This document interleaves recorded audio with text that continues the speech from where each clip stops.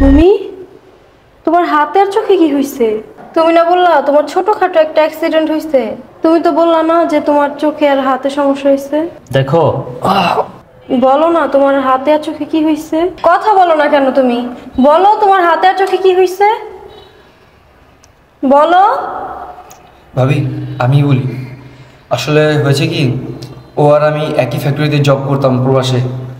ওইখানে একটা দুর্ঘটনায় ওর চোখ নষ্ট হয়ে গেছে আর হাত ভেঙে গেছে। ডাক্তার বলছে যে হাত ঠিক হওয়ার সম্ভাবনা আছে, কিন্তু ভাবি খুব দুঃখের সাথে বলতে হচ্ছে ও আর কখনো দেখতে পাবে না ওই এক চোখে। কি বলেন? তোমার চোখে আর তুমি দেখতে পাবো না? তুমি কথা বলো না কেন? উত্তর দাও, তুমি এই চোখে আর দেখতে পাবো না? ভাবি ওর ওই এক চোখ সারা জীবনের জন্য বন্ধ হয়ে গেছে, ওই চোখে আর কখনো দেখতে পাবে না। না, এটা হতে পারে না। তোমার চোখ নষ্ট হইতে পারে না, বলো না এটা মিথ্যা। তুমি বলো না তোমার চোখ একদম ঠিক আছে, তুমি বলো না, বলো। আরে বোকা, কে বলছো তোমাকে যে আমার চোখ নষ্ট হয়ে গেছে? আমার এক চোখ তো আছে নাকি? এক চোখ দিয়ে দেখবো। তাছাড়া তোমার তো দুটা চোখ আছে, আমি তোমার চোখেই সব কিছু দেখবো। তোমার মতো স্ত্রী যার আছে তার এক চোখ কেন, দুই চোখ চলে গেল কোনো সমস্যা নাই। কি গো, ঠিক বলছি না আমি? তুমি ঠিকই বলছো। তোমার এক চোখ কেন, তোমার দুই চোখ চলে গেল, আমি তোমাকে ভালোবাসবো। আর তুমি আমার চোখেই পুরো পৃথিবী দেখবা। আমি তোমাকে অনেক ভালোবাসি। আমি জানি তুমি আমাকে অনেক ভালোবাসো। কিরে মা, কাল্লা কত কাজ কে আইছে? আব্বু, তোমাদের জামাই আসছে প্রবাস থেকে। কি বলস মা, জামে আইছে? তো বাইরে দাঁড়াইছে কেন, ভিতরে আসতে বল। আসো ভিতরে আসো। ভাই আপনিও আসেন।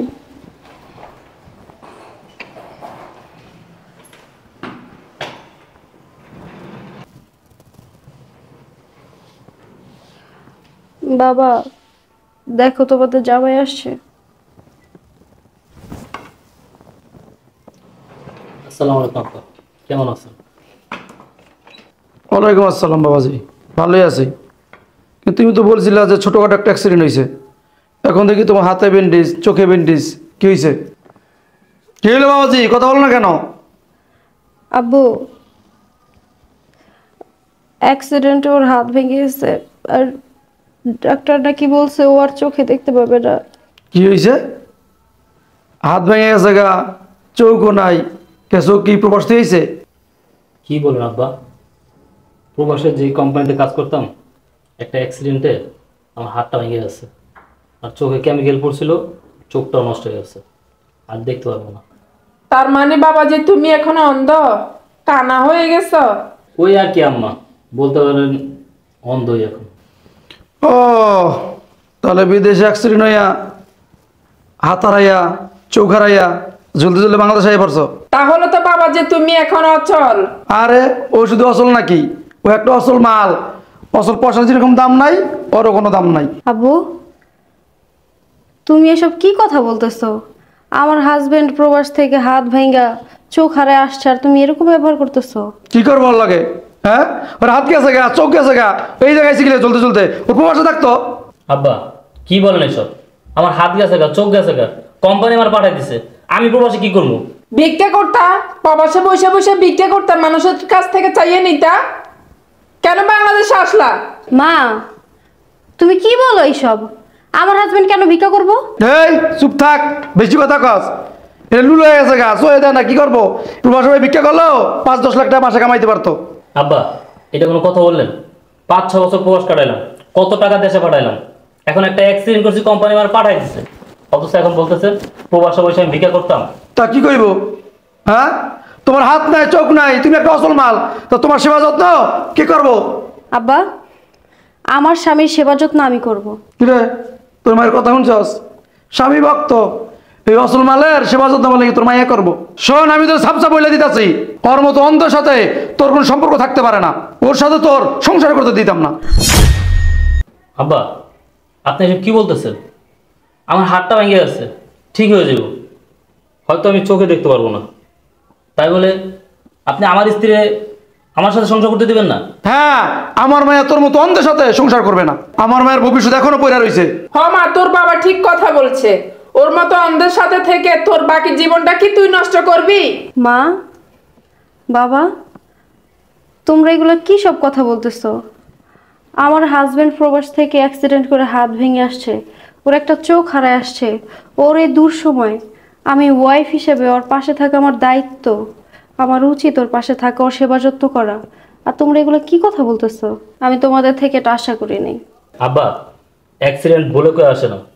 আজকে আপনি হয়তো সুস্থ আছেন, 2 দিন পর হয়তো আপনার একটা দুর্ঘটনা ঘটতে পারে, তখন কি আম্মা আপনাকে ছেড়ে চলে যাব? আর আমি এটা তো ইচ্ছা করে করিনি, এটা একটা অ্যাক্সিডেন্ট, হয়তো আমার কপালে ছিল। তাহলে কেন আপনারা আমাকে দোষী করতেছেন? কেন আমার স্ত্রীকে বলতেছেন আমার কাছ থেকে আলাদা হয়ে যেতে, আমাকে ছেড়ে চলে যেতে? আরে ফকিনির বাচ্চা, তুই একটা অন্ধ, আর আমি বাপ হিসাবে চাই না তোর সাথে থাইকা আমার মেয়ের জীবনটা নষ্ট হয়ে যাও। আরে কি বলো, হুদা নষ্ট হইব নাকি? ওর মতো আমার মেয়ের জীবনটাও অন্ধকার হয়ে যাবে, সেটা আমি কিছুতে হতে দিব না। মা, আমার স্বামীর এই দূর সময় যদি আমি ওর পাশে থাকাতে আমার জীবন অন্ধকার হয়ে যায়, আমি সেই অন্ধকারেই থাকবো। তারপরও আমি আমার স্বামীর পাশেই থাকবো। এই, তুই বললে তো হবে না, আমি তোর বাপ, আমি এটা মাইনে নিতে পারি না।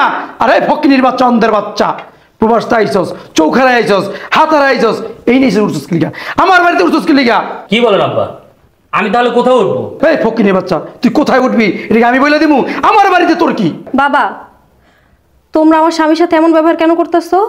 ওর এই দূর সময় কোথাও ওরা সান্ত্বনা দিবা তা না, উল্টা খারাপ ব্যবহার করতেছো। ও, তুই যে আমনে কইতাছস তোর জামাই প্রবাস থেকে কোটি কোটি টাকা ইনকাম করে লয়ে আইছে, ওরা বসায় বসা খাতির যত্ন করে খাওয়াবো আর ফকিনির বাচ্চার সান্ত্বনা দেবো? বাবা, মুখ সামলায় কথা বলেন। এখন টাকা নিয়ে আসতে পারি নাই, যখন প্রবাসে ছিলাম লাখ লাখ টাকা আপনার অ্যাকাউন্টে পাঠাইছি, সেই টাকা দিয়ে গাড়ি করছেন, বাড়ি করছেন, অথচ এখন বলতেছেন আমার বাসা থেকে বের হয়ে যেতে। শোনেন আব্বা, আমি আপনার মেয়েকে বিয়ে করার পর প্রবাস যেতে চাইনি, আপনারা জোর করে আমার প্রবাস পাঠাইছেন। আপনাদেরকে সুখে রাখার জন্য, ভালো রাখার জন্য আমি প্রবাসে গেছি, দিনের পর দিন কষ্ট করছি, টাকা পাঠাইছি, একটা জিনিস খাইতে মন চাইলে খাই নাই। আমি তো কোনোদিন আপনাদেরকে বলি নাই যে কেন আপনাদেরকে টাকা পাঠাবো, কেন আপনাদেরকে আমি খাওয়াবো। আমি মনে করছি আমার বাবা মা নাই, আমি এতিম, আপনারাই আমার বাবা মা, তাই আপনাদেরকে সুখে রাখার জন্য আমি সর্বস্ব ত্যাগ করলাম প্রবাসে বসে। আর আজ আমার দুঃসময়ে আপনারা আমাকে বলতেছেন আমার বাসা থেকে বের হয়ে যেতে। বাহ বাহ বাহ বাহ, চমৎকার। ওগো, তুমি শান্ত হও। আমি জানতাম না যে আমার বাবা মা এত বড় বেঈমান। কি বললি? এ তোর বাড়ি? এ তোর বাড়ি? এটা আমার বাড়ি। কানার বাচ্চা, আমার বাড়িতে বের হয়ে যা। হ্যাঁ বাবা, আমরা বের হয়ে যাব তোমার বাসা থেকে, কিন্তু এখন পর্যন্ত আমার স্বামী তোমাকে যত টাকা দিছে সব টাকার হিসাব তুমি আমাকে এখন দিবা। তোর জামাই আমার কোনো টাকা দেয় নাই। বাবা, আমার স্বামী তোমাকে প্রত্যেক মাসে মাসে লাখ লাখ টাকা করে পাঠাইতো, আর সেই টাকা আমি নিজে তোমাকে উঠাই না দিছি। মিথ্যা কথা বলো না আমার সাথে, টাকা ফেরত দাও। কিরে মা, ওই কানার বাচ্চার জন্য তোর বাবার মুখে মুখে তুই তর্ক করতেছস? চুপ করো মা, তুমি কানা কারে বলতেছো? হ্যাঁ, ও আমার স্বামী। তোমার যেমন তোমার স্বামীর জন্য অনেক মায়া, আমারও তেমন আমার স্বামীর জন্য অনেক মায়া। তোমার স্বামীরা যেমন তোমার সামনে কিছু বললে তোমার লাগে, আমার স্বামীরও আমার সামনে কেউ কিছু বললে, অপমান করলে ওটা আমার লাগে। ওই কানার বাচ্চার সাথে তোর বাবার তুলনা করস? মা, আমার সামনে আমার স্বামীরে যদি তুমি আরেকবার কানা বলো, তাহলে আমি ভুলা যাব যে তুমি আমার মা। তাহলে তুই এই কানার বাচ্চার সাথে সংসার করবি? হ্যাঁ, আমি আমার স্বামীর সাথেই সংসার করব। তুমি আমাদের হিসাব কিতাব বুঝাই দাও। এই কানার বাচ্চার হাত ধরে আমার বাড়ি থেকে চইলা যাস, তুইও শুনে রাখ, আমার বাড়ির দরজা তোর জন্য চিরতরে বন্ধ। বন্ধু, আগেই বলছিলাম তোরে যে শ্বশুর শাশুড়ি কখনো বাবা মার মতো হয় না। দেখলি তো নিজের চোখেই, আজকে তোর বিপদের দিনে তোর চোখ পটি মেরে দিল। এই কে রে তুই? এই লাম্বুর বাচ্চা, এত কথা লিখা আমার বাড়িতে বাইর হ। আমার বাড়িতে এই কানা কোনার কোন স্থান নাই। দেখেন আব্বা, এতক্ষণ আপনি আমার অপমান করছেন, আমি মানছি, কিচ্ছু বলি নাই, কিন্তু ও আমার বন্ধু, প্রবাস থেকে ও আমাকে নিয়ে আসছে, আপনি ওকে অপমান করবেন এটা আমি মানবো না। এই, তোর লেকচার বন্ধ কর, বাসা থেকে বাইরে হ, বাইরে হ।